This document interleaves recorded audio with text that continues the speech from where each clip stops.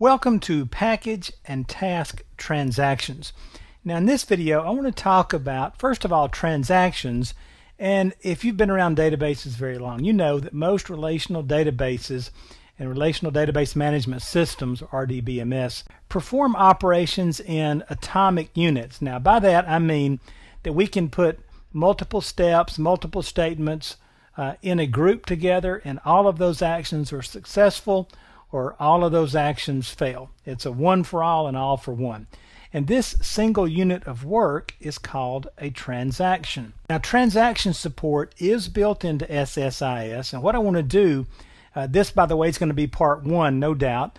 I'm going to jump out into SQL Data Tools and show you how to build transaction support into your packages. Now in SSIS it's at the package level or at any control flow container level. And so I'm going to show you a container example, and you can also provide transaction support down at the task level as well. Now here's the thing you got to watch for. MS-DTC service must be started for transactions to work. If the service is not started, you'll get an error message when you try to do any kind of transactional activity. That MS-DTC, by the way, is the Microsoft Distributed Transaction Coordinator. This is a service that runs on your machine. It's probably started already, but if not, you can go out and take a look at it. I'll show you that in just a moment as well. Now, transactions are enabled using a property of any task or container, and that property is the transaction option property. And you're going to set a value on that. If you set it to required, then that means that if a transaction exists, join it. If not, then start your own new transaction for this process. A value on the transaction option of supported means that if a transaction exists, join it. If there's not one, then don't worry about it. Don't start one. And then not supported means don't join an existing transaction, don't start a transaction, none of that stuff, just work without it, okay? What we're going to do, let's jump out into SQL Data Tools and take a look at building a transaction. So here we are in SQL Data Tools, and you'll notice I've done a little bit of work here to try to speed this process up just a little bit, okay? Notice I put a connection manager used of AdventureWorks DW 2012, and what I'm going to do is execute a couple of SQL tasks.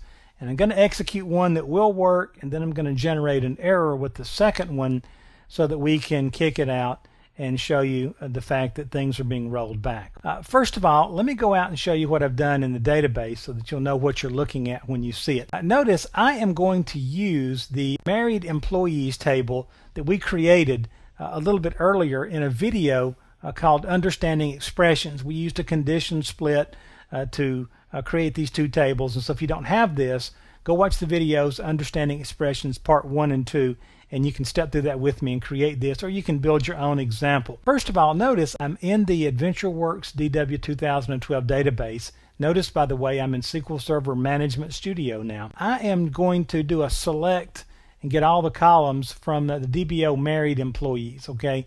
So I'll show you that, and as you can see, there's quite a few rows here.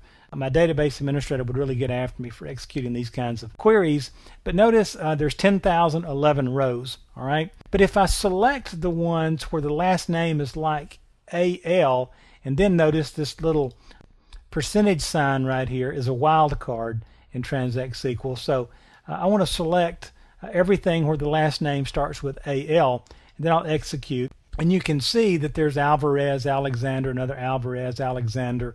And, you know, I could actually order by last name and execute this again, and it would be a little easier to read. There's last name Allen, Allen, Allen, Allen, Alexander. So we got a bunch of them in here. And notice there's 215 of these, okay?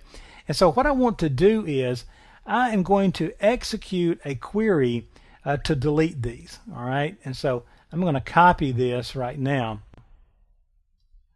Again, remember there were 10,011 rows when we selected everything. And so what I'm going to do now is let's jump back over to SQL Data Tools, and I am going to go to this Execute SQL task right here.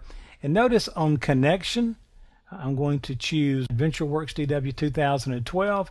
Then my SQL statement, I'm going to click the little ellipsis here and paste in what I just created, okay? Except that I'm going to change the select asterisk to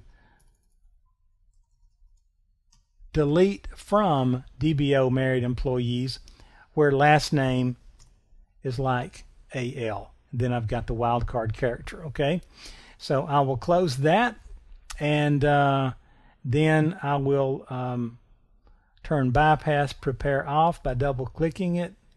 Notice it went to false, and now I can parse the query and see if it has a problem with what I've written. And so at least syntactically I'm correct, and then I will say OK. So if I run this, this is going to delete everybody that starts with AL. And then what I'm going to do on this one, I'm going to get the same connection to AdventureWorks, and I'm going to put a SQL statement that I know will fail. I'll select asterisk from dim.customers. Okay, and so it won't find that table. It will fail, and we should be cooking. All right, so I'll click OK. Now what I'm going to do is stop right here. This will be the end of part 1. Come back and join me in part 2, and we'll make this a transaction and test it.